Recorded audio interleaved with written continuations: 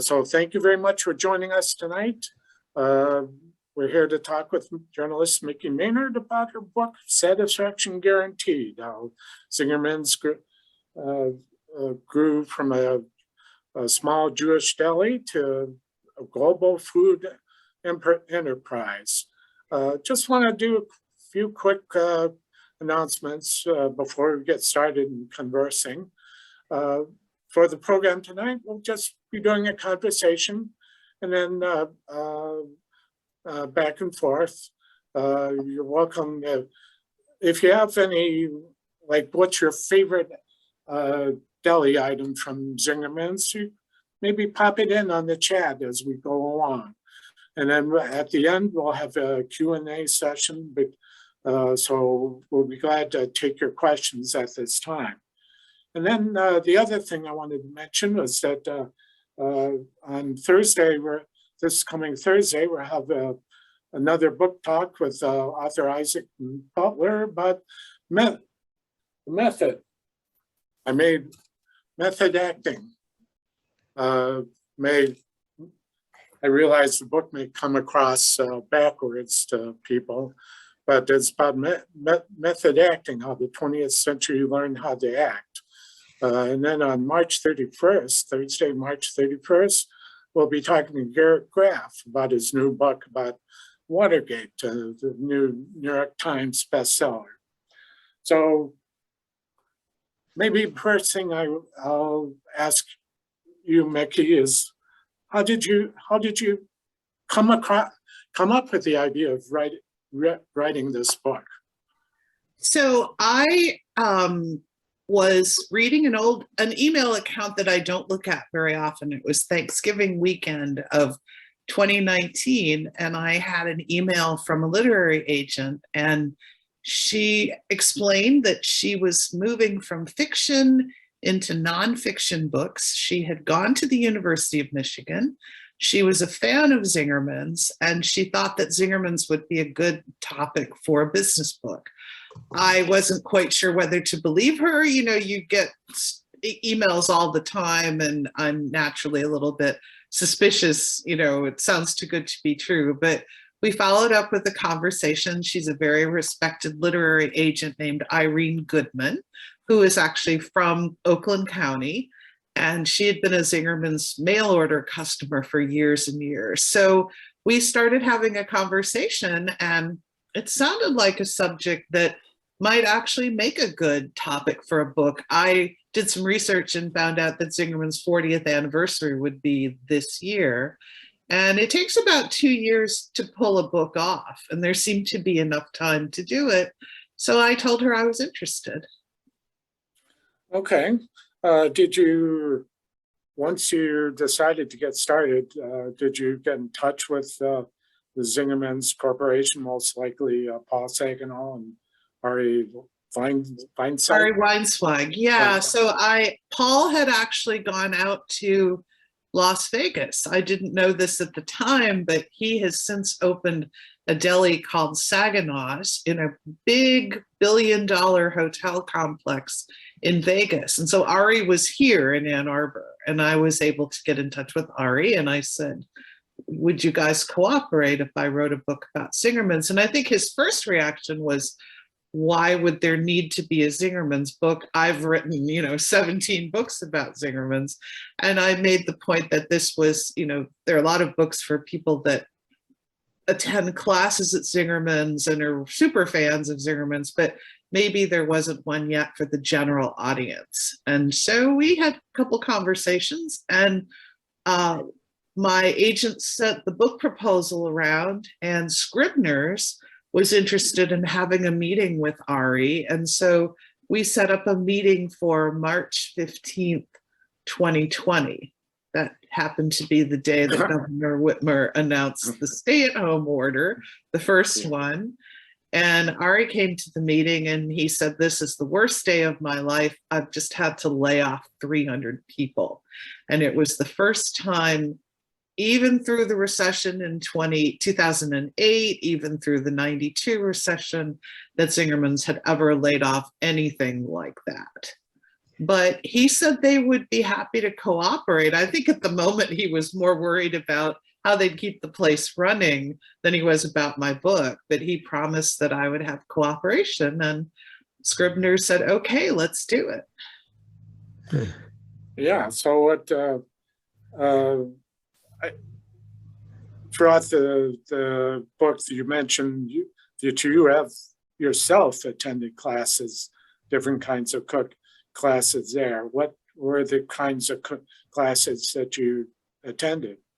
So I've taken every kind of conceivable class. I've taken baking classes. I took a class in American cookies and one in flatbread. I took a pie class. I've taken classes in making mozzarella cheese. I took a class in gelato. I took a coffee class. I've taken different kinds of cheese classes and a butter class, things like that. And so I really enjoy knowing the history and the background of a lot of the things that Zingerman sells and makes itself. And so I felt like those classes gave me a nice behind the scenes look at what they do. Yeah, so you sounds like you come from a good perspective of experiencing what they have to offer. No, how did Zingerman's get started? So Paul and Ari both went to the University of Michigan, as many people know, and Paul was actually managing a restaurant in Ann Arbor called Maud's, which is kind of a contemporary style restaurant that was downtown Ann Arbor. There's now a Ruth's Chris Steakhouse there. And Paul was managing the restaurant, and one day Ari came in and applied for a job as a dishwasher. And Ari had no food experience. He was a Russian studies major from Chicago, and Paul hired him, and they started having conversations about the food world. And both of them are Jewish, and both of them grew up in sort of the deli tradition, although Ari admits that at home they ate Cheetos and fish sticks and, Kraft macaroni and cheese. They weren't gourmets at home. But they both had the memories of the Jewish delis. There used to be the Broadway deli in Detroit. There are delis in suburban Detroit and in Chicago where people would get those great big sandwiches and, Russian dressing dripping down their arms. And they said, wouldn't it be wonderful if Ann Arbor could create a deli like that? And at the time, Ann Arbor's got a very healthy Jewish community, but there's never been an old school deli here like that. There are places that had sandwiches. You could buy bagels, you could buy packages of corned beef, but there was never anything like the New York or Chicago style delis. And that was their dream. They thought that Ann Arbor could handle it, and that was the kind of place they wanted to run. Yeah, they got a loan for like 22%. Yeah, so the interesting thing about it was, so I don't know if people remember, but 1981, 82, there was a terrible recession going on right after Reagan took office. And it was really devastating for the Detroit area. This is when General Motors announced a lot of plant closings, and Ford did too. And there were conversations between the UAW and the car makers about concessions.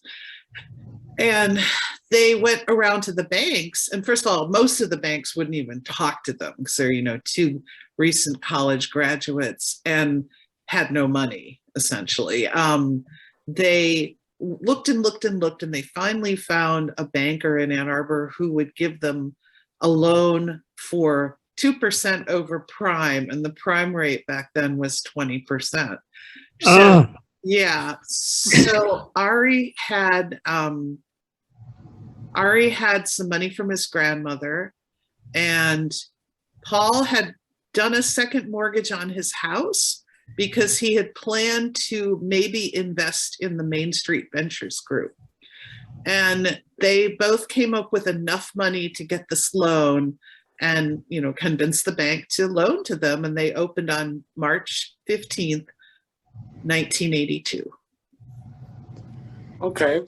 And then the location on Detroit Street, they originally I think it was Paul had ran the market that was in Oh, Carytown. so Carytown, I hope people understand where Carytown is in Ann Arbor. It's a little bit north of downtown, and it was the area where the farmers market is. It had a couple of brick buildings that had been used for different purposes. And in the 70s, a group of area merchants decided that they wanted to clean up the area and make it into kind of a permanent marketplace. And so Paul and Mike Monahan had teamed up on a fish company, which is still in business, and it's called Monahan's. And it was very successful. They were selling fish, and Mike loved fish, and they were doing very well. And I don't think Ari's heart was in fish. I don't think he was that interested in fish at all.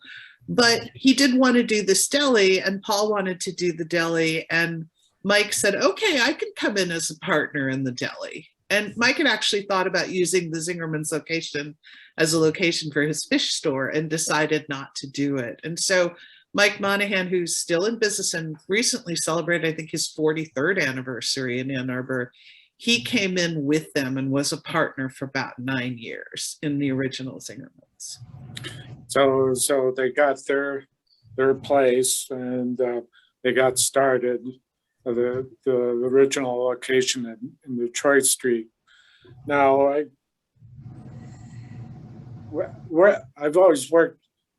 worked a lot in public service, so the happiness guarantee is often, it can be a tricky thing, and especially with when it comes to food, it can be really subjective. Have you yourself ever had to get a refund from them, or do you know of anybody who has? Oh, sure, absolutely. So I actually recently ordered something. So the satisfaction guaranteed is a promise that's made by mail order, the Zingerman's mail order company, but it's pretty much adhered to by every part of the Zingerman's organization. There are more than a dozen businesses now. We'll talk a little bit about how that happened. But if you go on the mail order website, they basically say, your satisfaction is guaranteed. And they send a lot of follow-up emails and surveys and things. So this past Christmas, I ordered a package of Springerly cookies from mail order catalog, and essentially I was too lazy to make my own. Springerlies are a German cookie, and they have little pictures embossed on the top of them, and It's a 3-day process. So my mother, when I was growing up, used to make them, and literally you make the dough the first night, you put it in the fridge, you then roll out the dough with a special roller with little cutout pictures on it. Then you cut up the cookies into rectangles, sit them in anise seed for another night, and then you finally bake them. And when you bake them, you have to bake them at a really low temperature so that the pictures stay on the cookie and don't just blob out. So there was, I think, a convent in Indiana that was offering these cookies for sale through mail order, and they were 6 cookies for $12, which I thought was expensive, but I thought, well, I'm not going to make them, so let's try the Springerlies. And the Springerlies came, and they were only okay. They were a little on the dry side, and they certainly weren't as good as my mom's, although, I'm giving her credit. And so Zingerman's emailed me and said, how are the Springerlies? And I said, well, I got to be honest, they were a little dry. And they said, oh, do you want a refund? Do you want a new set of Springerlies next year? Do you want something instead of the Springerlies? So I actually was out at the offices of mail order, and I said, how about a jar of peanut butter instead of, and the Springerlies were $12 and the peanut butter is $5, but it was okay. So they gave me this jar of peanut butter instead of the Springerlies. And they said, next year, when the Springerlies come in, we want you to come over and try them and tell us if they meet your standards. So there's an example right there. And you can say they did that because it was me and I was writing the book, but I know lots of people who have raised issues with them, and somebody got right on the phone and called them or sent them an email. So they really do mean it. Yeah, that's quite something that they would actually email you about your order and contact you. Well, and I think part of it is it was a new product for them, and they wanted to know how it had done and whether they should give more business to the nuns, I guess. So, well, yeah, there's that. Yeah. Well, some of the original suppliers for Zingerman's, there must be quite interesting stories, say like with Cy Ginsberg, how they got together with him. So I'm not sure if anybody who's on the call or on the Zoom knows who Cy Ginsberg is, but if you go down to Eastern Market in Detroit, you'll see his name up on one of the meat packing companies. And in fact, he's about to start his own restaurant, or his name will be on a restaurant in Eastern Market pretty soon.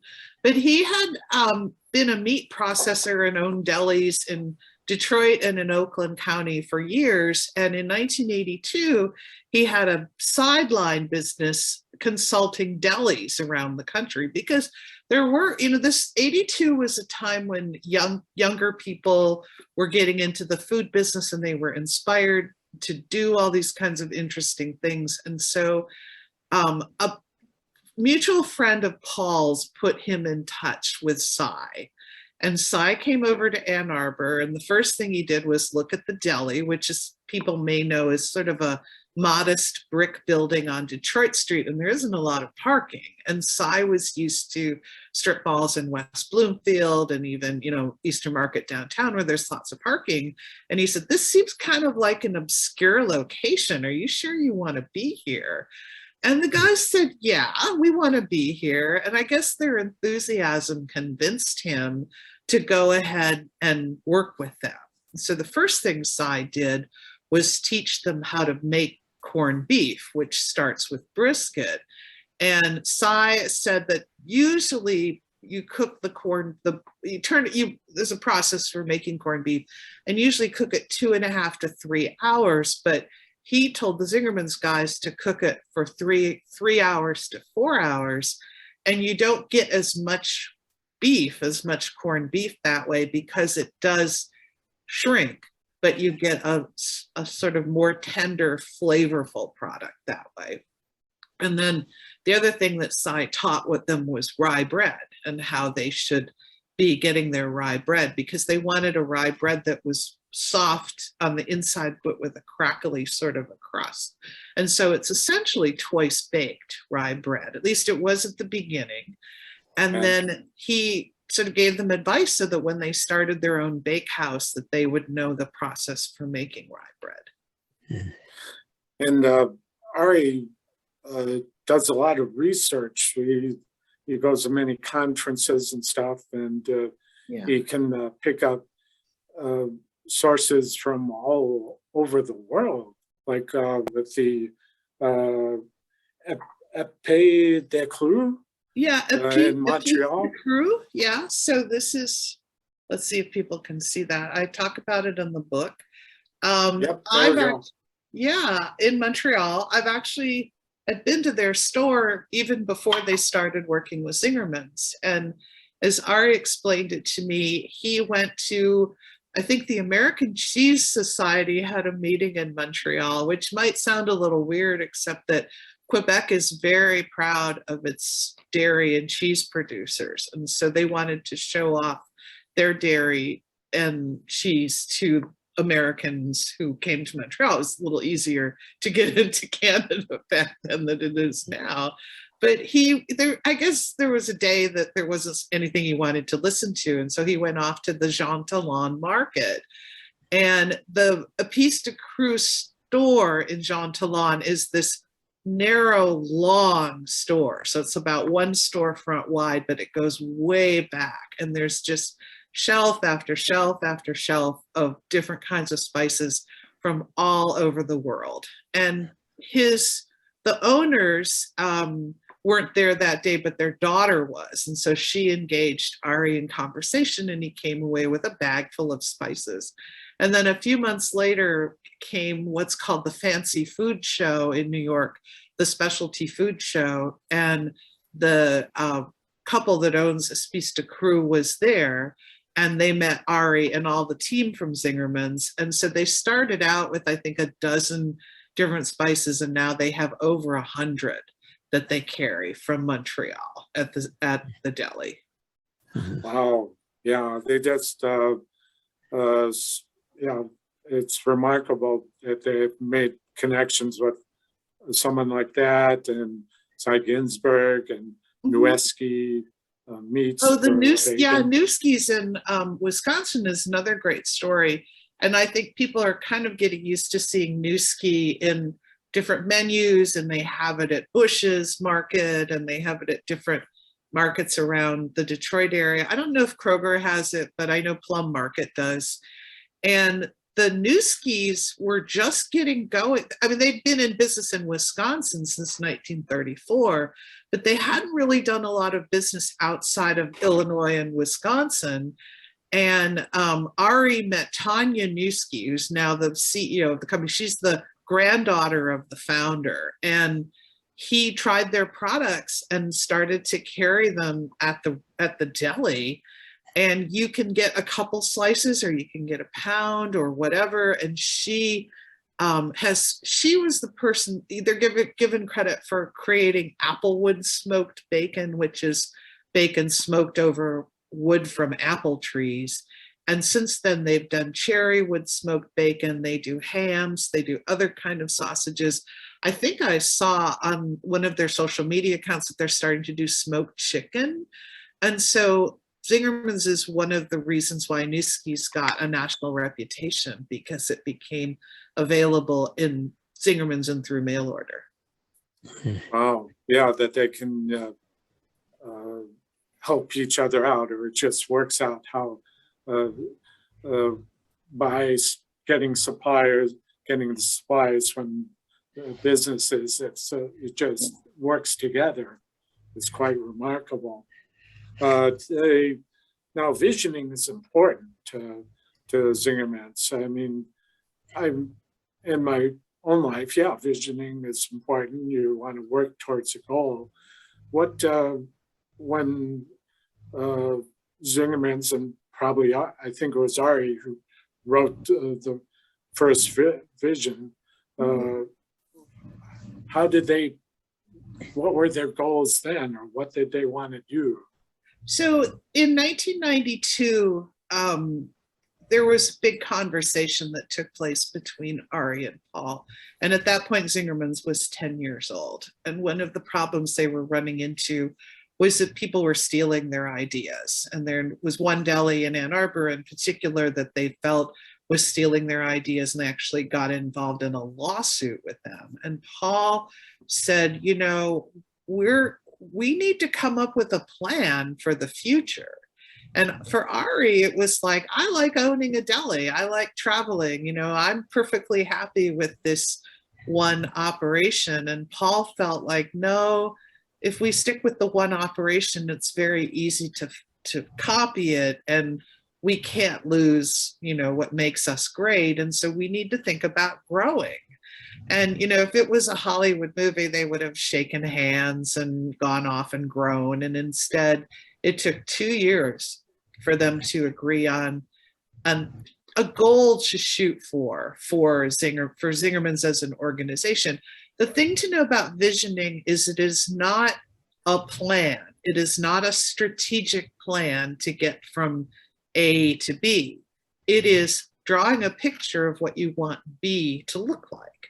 And then you agree on that, and then you start to fill in the blanks. So right now, Zingerman's has drawn their vision for 2032, but it's only 2022. So over the next 10 years, they need to come up with the concrete steps of how they'll get to where they see the company looking like in 2032. So anyway, back in 1992, they wrote the first vision for Zingerman's. And it's interesting to go back and read it, because they were talking about a company with a number of different smaller companies, the bakehouse, the mail order, eventually coffee and candy and the creamery. And they didn't say, and we will do this next month and we will do this next year. They just said, someday we want to be a company with multiple parts. And then they had to come up with the ways to get to the multiple parts. Well, yeah, you set a vision, and it may not work out perfectly. Right. Be a little flexible, but you'll get there. Yeah, and I think one of the fundamentals for Zingerman's was that people probably are familiar with Ford Motor Company and its cottage industries, but if they aren't, Henry Ford, had the gigantic Rouge plant, and he had the Paulette Road plant in Detroit, and he had these big assembly plants, but he also wanted Ford to have operations in small towns in Michigan, Ohio. I think there was even a plant down in Louisiana at some point. And the idea originally was to employ farmers. So farmers would be busy from April through about October, but from October to April, they weren't busy, and Henry Ford needed them to build cars. And so that was why he put these factories in places like Manchester and Saline and elsewhere, so that they could draw from the area farmers to come in and work on the assembly lines, or mainly they made parts, but come in and work in those factories. And so Ari and Paul had this idea of small cottage industries that they themselves wouldn't own those businesses. They wanted to have what were called managing partners who would be in charge of these businesses, and they would lease the rights to the Zingerman's name, pay a royalty to Zingerman's to call themselves the coffee company or Zingerman's Creamery or whatever. And the main company would make its money from that, but then these managing partners would be in charge of all the decisions for these individual companies. Yeah, I want to touch on that shortly, but I want to hit a few points of what Zingerman specifically does, and then how they bring that value to others. Now with open book management, I've worked in restaurants and as a busboy and a waiter, and I must admit that knowing numbers would be it would give me at that time a little bit of motivation, because you know how the business is going, and shows how you're valued. You are valued. You may be the busboy, you may be the dishwasher, but you're valued enough to know how the restaurant is doing overall. Yeah, so the idea of open book management is that within the company that you work for, that you have a right to see the numbers, the revenue numbers, the profit numbers, the loss numbers, everything for that specific business. So say I work for coffee, and coffee is doing $4 million a year in wholesale business. I can go in and I can look at which type of coffee is the most popular, whether beans are more popular than ground coffee. If we were to introduce a new coffee, how long will it take to get up to the point where it's recouping its costs of introduction versus, not having it at all, that sort of thing. And it doesn't mean that you get to see everything. I mean, there are some umbrella costs for the whole organization that only the managing partners get to see. But essentially, if you're an employee of that business, you have a right to the numbers on that business. And there's a woman who is one of the managing partners at Cornman Farms, which is a beautiful estate space out in Saline. And in Saline, Michigan, between Saline and Dexter. And Dexter, Michigan. I always get my towns mixed up around Ann Arbor, so near Dexter. And Cornman was an idea from the former executive chef at the Roadhouse. And he decided that he wanted to be one of the managing partners for business, and they had an opportunity to purchase this farm. And what turned out to happen was that it was too much for one person to run. So another person proposed themselves as managing partner, and she didn't have the money to put up. I mean, a lot of times you're expected to put up tens of thousands of dollars to buy in, and they'll loan it to you. And she didn't have it, but they did loan it to her. And she said one of the reasons why she wanted to do it is that she and her husband had worked in Frankenmuth. Her husband was the number 2 at a restaurant in Frankenmuth, and it was a family-owned restaurant, none of the ones that, you know, famous ones, but he came to work one day and the doors were locked and the sheriff had come and the restaurant was officially closed and bankrupt. And he had no idea that the restaurant was in so much trouble. And so essentially vowed never again to be in a situation where they knew nothing. And so when she heard that Zingerman's had open book management, that was very appealing to her. And she's never had to be in the dark again. Yeah, it's great how these the Roadhouse and Cornman Farms and coffee and all these subsidiary businesses are in essence funded, I guess, or how they get their start, maybe that better way to put it. It isn't easy to start a new business. So for Zingerman's, it takes years to make the argument to start a new business. I mean, at least I know of a couple businesses that they've thought about starting that were in the vision before this one that would have happened by 2020 if they were going to do it, and they just never got to the point where they had a business plan that they were happy with. But essentially, you write a business plan and you say, this is what I want to do, and this is how big I think it could get, and this is how many people it will require, what products it will make, all things like that, or service it will offer. Because most recent business that was started was food tours. So the food tours business was, I think, founded in 2017 or so, and they literally give food tours around the world.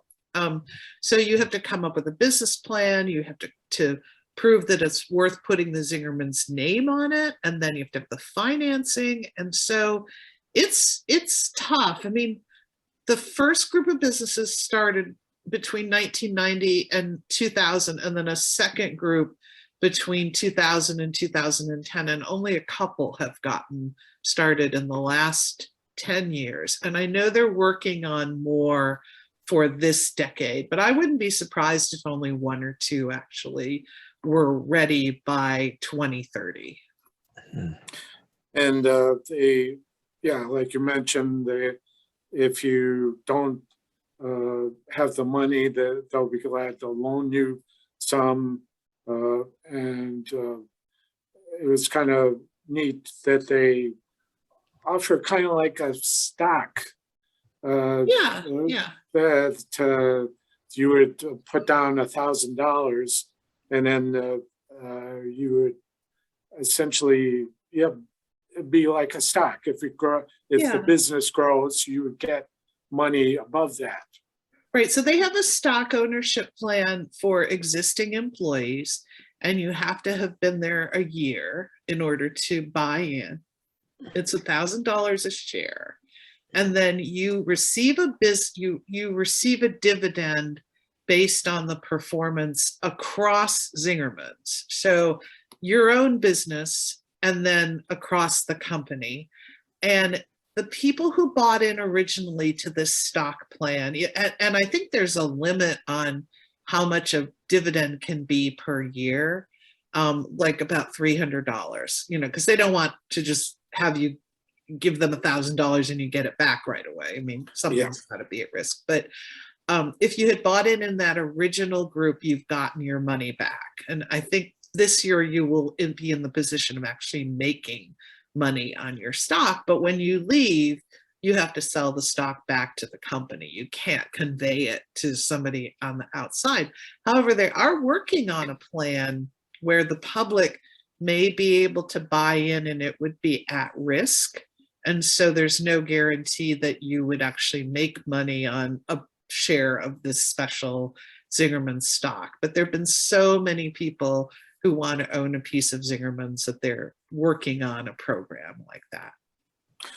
Now, some of the businesses have been smaller subsidiary businesses have been quite a lot of interesting stories about how they came about, how they're operating, say like the Roadhouse, say like coffee, say like the bake shop. We had here at the library, Amy Emberling and Frank Clarilla to talk about a couple of years ago, but talk about their cookbook that they put out. Yeah. I guess your comment on those businesses. Yeah, so the smaller Zingerman's businesses, a lot of them got started because it was somebody was very passionate about something. So there is a gentleman who is super passionate about chocolate. He grew up loving chocolate and he wanted to make candy bars. And then there was a person who was from Manchester, Michigan, and had a dairy. And Zingerman's actually wanted to make its own cream cheese. This is the way the creamery got started, was that they had all these bagels and wonderful bread and things like that. And then they were buying commercial cream cheese, and it had all kinds of preservatives and everything in it. And the goal was to have the kind of old school cream cheese that you would get at a deli in New York City. And so they started with one product, cream cheese, and then they built the creamery around the cream cheese. And the coffee company, I think, is a particularly interesting story because they're very late getting into specialty coffee. So they didn't get into specialty coffee until around 2000. And by then, Starbucks was already 25 years old. Peet's, Peets, was already a very active company. There was a company called Seattle's Best Coffee.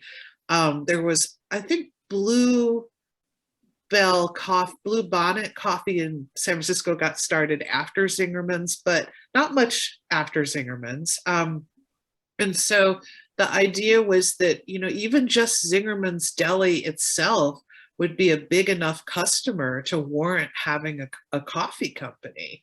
And then ever since then, coffee has expanded to be sold in airports, grocery stores, universities, independent cafes. And so pretty much if you go to Detroit Metro Airport, you'll see Zingerman's coffee there. You'll see it at Plum Market. And so that's, as a standalone business, has done quite well for them. And then obviously the bakehouse, it basically is mail order and then the bakehouse, because mail order is actually 40% of Zingerman's now, and it's the big customer for a lot of these smaller Zingerman's companies. So the bakehouse sells to many parts of Zingerman's, but it also is one of the most popular products sold at mail order are those coffee cakes, and then loaves of Zingerman's bread too, which are specially made and then frozen and then sent over to mail order so they can ship bread around the country. So yeah, I think the specialty businesses are an interesting thing for the company because all of the markets that they compete in have many, many competitors from all around the country. There's lots of small dairies making cheese. There's lots of people making candy, many coffee roasters. Bread, the thing about the bakehouse and the bread is that there are competitors, but not quite doing what they're doing. And so that, I think, sets them apart. But then mail order itself is a super interesting business too. In what way? Well, one of the things about mail order is that it's stocked with about 50% of products made by Zingerman's and 50% of products curated by Zingerman's. And so if you think about the olive oil, if you think about the fish, if you think about spices, and different kinds of candy and sauces and balsamic vinegar, those sorts of things. Those come from the companies that Ari has gone out and visited over the years, or the managing partners have gone out and visited. You know, they told me that they'll taste 50 different kinds of something before they pick the one that goes into the mail order catalog. And they are constantly looking for new products. And even though there are many products that are favorite products at mail order, they're always interested in finding a new olive oil maker or a new vinegar maker or a new source of a Asian condiment kind of a thing. So that, I think, is one of the, I find it to be one of the most interesting parts of the whole enterprise. Sure. The constant experimentation, constant.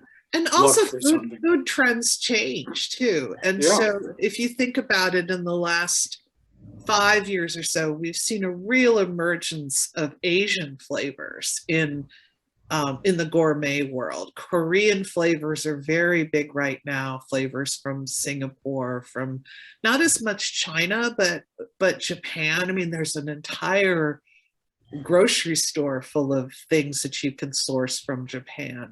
And that wasn't really Zingerman's focus when they started. They were very much a North American / European focused company, but in the last few years, they've gotten much more attuned to what's going on in Africa, in India, and in South Asia.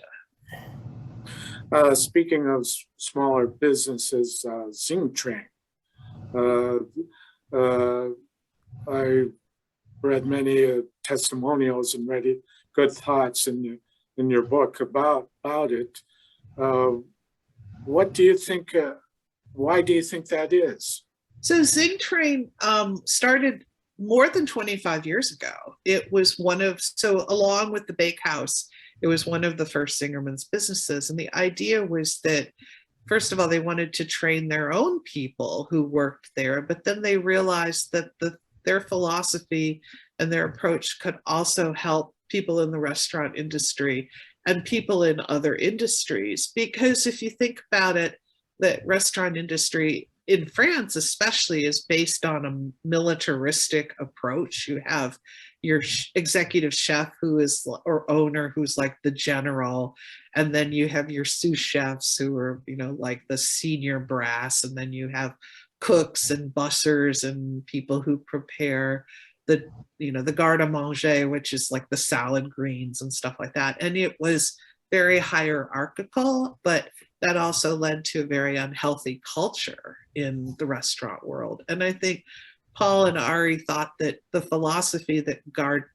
guided Zingerman's could also be taught to others, and that others could then modify it and make it apply to the kinds of people in their area and in their own profession. So a bakery might use it in a little bit different way, as Rick Bayless and his restaurants in Chicago, or Alon Shaya down in New Orleans, or Joanne Chang over in Boston, but they've all sent staff members to Zingerman's or had Zingerman's come in and train their people. Great. Just to instill a different kind of culture. Well, to an equitable culture, a teamwork focused culture, a culture where people basically talk to each other and inform each other. It's just like the whole idea of open book management. They want people to understand a philosophy, and everyone buys into the philosophy. And, the philosophy at Zingerman's is definitely satisfaction guaranteed, but it's also to have fun and to have some joy from all this wonderful food and the way that they present it. Now, another thing that I read in your book, servant leadership. Right. I like the idea of trying to help your employees or the people who work, or I understand, I should say, to help your employees do the best they can to try to prosper, to try to grow. Is that in essence what it is? Well, servant leadership first of all, means that the leaders of the company serve others in the company and then the customer beyond that. So if you go to Zingerman's Roadhouse, Ari is actually the managing partner for the Roadhouse. So in addition to being co-founder of Zingerman's, he actually runs a business. If you go in there, you'll see him. I saw him this morning walking in the snow. I was leaving, I'd had breakfast there and I was leaving and he was coming. But if he'll wander around the restaurant and fill water glasses and he'll take plates away and he'll tell someone, the regular server, that, you know, so-and-so would like another biscuit or they need a clean knife, or maybe he'll just go get it himself and bring it to them. And the example that that sets is that nobody in the company is above anybody else in the company, that they are there to serve us, the customers, but also to support the other staff members in the company. And I was quite taken with all the employees that constantly have stayed with the Zingermans, whether it's one of the smaller businesses or the deli itself, Right. because of all these things, and become managing partners. Yeah. So I you know, I don't want to give the impression that all the people go and stay forever. I mean, there are some people that go to Zingerman's and look at everything that's expected of them, and, you know, they're gone after a week, because it's not like working at a lot of other restaurants where you just go out on the floor and start serving, you know, the way you learn to do it at, you know, Chili's or wherever. I mean, they have a whole training contract that they have between the person who's hired and the managers, and everybody signs off on it, and you are given a whole list of things you're expected to learn in your first week, in your first month, and after 2 months. And some people are like, you know, I didn't sign up to get an MBA in restaurant service. I don't want to do this. And then there are others that really like it and stay. And a lot of the servers at the Roadhouse have been there, you know, 10, 12, 15 years, and people working at the deli, some of them have been there 20 and 30 years, and they really like the Zingerman's approach. And they're hiring. I mean, if anybody wants to job at Zingerman's, they are definitely looking for people. It's like everything else in the restaurant business. But one of the things about Zingerman's that I think sets them apart is you have the opportunity to move up through the system, and, you know, you can end up owning a business if that's something that you want to do. Yeah, talking about the training, you detail how they have cards. Yes. That they have to check off. Yeah, so they have recipe, you know, they call them recipes. You know, there are different tasks that you're expected to learn, and, you know, you were given an outline, a little card of what that is, and it's consistency. I mean, one of the nice things about it is it's set up according to the best quality systems. So the Toyota production system and others have these checklists for quality, and that's something that Zingerman's has done too. And yeah, you mentioned the Toyota, the standards, the rules, the processes they have, and how Right. the Zingerman's adapted it. Yeah, and Zingerman's, it's no accident. And I didn't actually discover this until I was about halfway doing the research for the book, but I knew that they had several people at Zingerman's who had worked at Toyota. The head of their CFO had worked at Toyota. One of the gentlemen at mail order had worked at Toyota, you know, so there's sort of an expertise about the Toyota production system scattered throughout the system. But they also, when Paul and Ari were dreaming up what they wanted at Zingerman's, one of the things that Paul read was a book by Dr. W. Edwards Deming, who was the gentleman who went to Japan in the 1950s and helped the Japanese auto companies get back on their feet after being, you know, pummeled during World War II. And Dr. Deming has 14 famous points for quality, and Paul had read that very early on. and he wanted to adopt some of them. And, one of them is consistency of message. One of them is that ideas can come from anywhere. One of them was, Dr. Deming says the customer isn't always right. We have this whole image in America of the customer's always right, and whatever they want, they should get. And essentially, Zingerman's way is to definitely listen to customer input and never reject anything out of hand. I mean, obviously, you're not allowed to abuse anybody who works there, but if people have feedback for you, you never argue about their conclusion. You just kind of nod and say, thanks for sharing that feedback, and we want to look into that, and it may help us improve the business. And has the line came back? I'm sorry? The line. The line. Talk about the line. Yeah, so the line was legendary. In the old days, you used to go to the deli and wait half an hour, 45 minutes. It stretched from the order spot in the back of the deli, down the store, out the front door, and sometimes around the block. Well, the line was a headache for everybody, especially on football Saturdays. They literally have hundreds of people waiting to get a sandwich and then go tailgate and then go to the game. And COVID did away with that.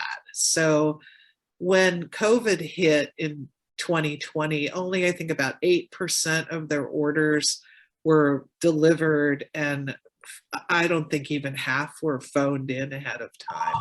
And now it's 88% of the business at Zingerman's is pre-orders.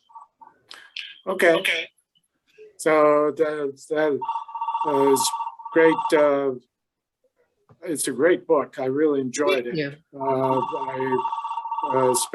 Especially my background working in restaurants. I really appreciate that. I really enjoyed it. So we'll start with the Q&A portion of the talk, and I'll start it. What's your favorite item that you've gotten from Zingerman? Oh, well, I have a couple. So Zingerman's does a wonderful. Get it closer. Back farther here. Let's see. Oh, there bingo. it is. There we Bingo. go. So Zingerman's is a wonderful source of olive oil, and they sell what they call travel oil. So this size, I think it's 4 ounces, 4.25 ounces. And so you can't take it on the plane. You used to be able to take this on the plane, but you can put it in a Ziploc and take it with you in case where you're traveling doesn't have the kind of olive oil that you like. But I think that's kind of a clever, the thing I really use it for is cooking, because this is a very manageable size. Ooh, let's see. Yeah, so see how this is, it's a good size. It's easy to pour, and then I just replenish it when it runs out. So just want to invite participants in the talk you can ask questions if you wish, either through the chat or feel free to unmute yourself if you wish. Let's see, what would be another good question? What's your favorite sandwich? Yeah, I don't have a favorite sandwich. I have a favorite salad, and it's called the Z-Cobb salad, and it's sort of a play on words because Z-Cobb is the Zingerman's community of businesses, but so the Z-Cobb salad is like a Cobb salad, and it has turkey and blue cheese and bacon, and I think there's some Swiss cheese on it over greens, and it's enormous, and you can easily get 2 meals out of a Z-Cobb salad. So that's what I order when I go there. So let's see. Again, anybody participating in the call, feel free to ask a question. Let's see. So Ari has written a number of books on I guess management style. Would you recommend any of them? Oh, sure. So there's a couple of categories that the books fall into, and there's a really good book called Zingerman's Guide to Good Eating, and I think it's 900 pages. I mean, it's like an encyclopedia of different types of food. And for anyone who is learning about the different categories of food that they sell, whether it's meats or cheeses or balsamic vinegar or some of the sauces and spices that they sell, I highly recommend that. Rick Bayless says the Zingerman's Guide to Good Service is, and that's only 225 pages. That one, he said he has all of his employees read because he likes the way the Zingermans approach. And then Ari has a whole series on principles of leadership. And there used to only be 12, and I think he's up into the 30s now with those. But if you're interested in any topic of management, leadership, that sort of thing, I would recommend that people look up that series. Okay. Anybody else have a question? Last call. Hi, this Okay. is Hassan. I had a quick question. How are you, Micheline? Thank you for the great information. Hi. You mentioned servant leadership, and Zingerman's seems to be a real successful story. So, is there anything that with your research or interviews with Ari or any of the ownership, is there a type of leadership or a type of that they lead to keep their employees engaged, to continue their success? Is there anything you could kind of touch on that at all? Sure, thanks for your question. One of the things that happens at Zingerman's is what's called the Huddle. And before the pandemic, they had huddles every week, and now they have them about once a month. And it's everybody in the organization. They do it for the individual businesses, and then they do it for the managing partners across the businesses. So it's a Zoom, lately it's a Zoom call like this. And, I've been on one where there were 30 people on it, but they make sure that everyone gets called on and they circulate the agenda so that if there's something that you want to talk about, you have an opportunity to provide input. And another thing that they do is they offer appreciation at the end of each huddle. And so no one's contributions are overlooked. And you might think that, oh, they didn't notice that I suggested that we give out 2 napkins instead of 3, or that we give out more French fries since we're charging more for the sandwich. Let's give them a few extra fries.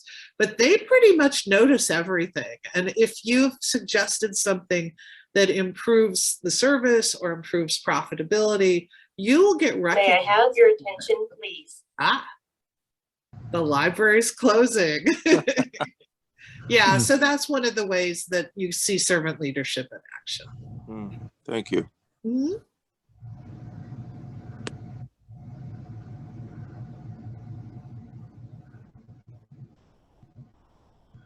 Are you someone that has been to Zingerman's, or do you eat there regularly, Hassan? No, actually, I haven't been there. I go to Ann Arbor and I've traveled to a lot of places, but I haven't tried it. I'd like to try it now after this, and I'm somewhat into the hospitality, so that's why I listened to some of their approach as far as where like the ownership is very hands-on and active. It's kind of like a kind of a humble way of leading by example, and so I kind of you kind of appreciate that.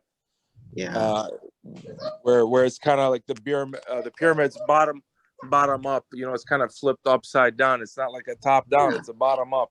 Yeah, that's a great way to describe it, I think. And the other thing too is if you do come out to Ann Arbor and you ask to meet the managing partner for that business, or Ari, or Paul isn't here as much as he used to be, but if you go to the Roadhouse and Ari's there, he'd be happy to talk to you. And if you go to the deli, Grace is one of the managing partners.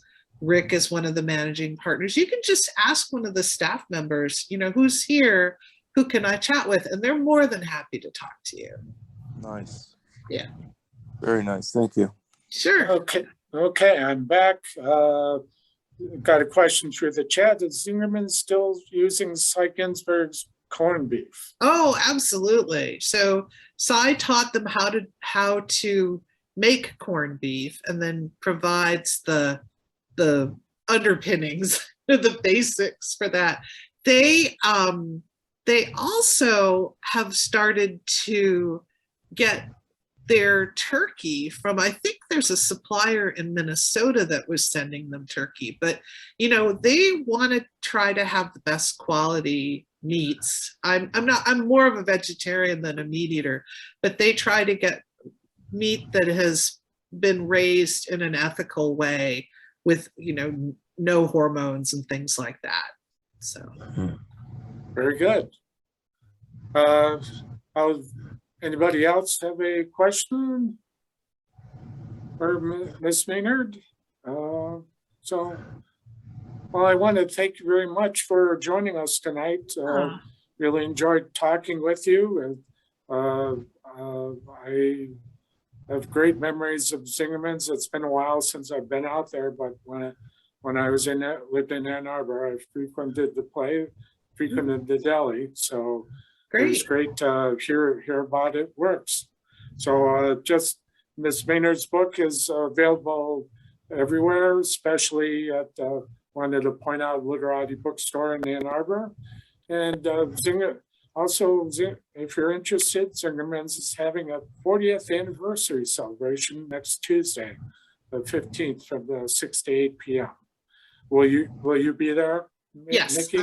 I'm part of the program, and check out the tickets on the deli website. And there are a couple of levels of tickets where the book is included, and I'll be happy to dedicate it to whomever you would like it dedicated to.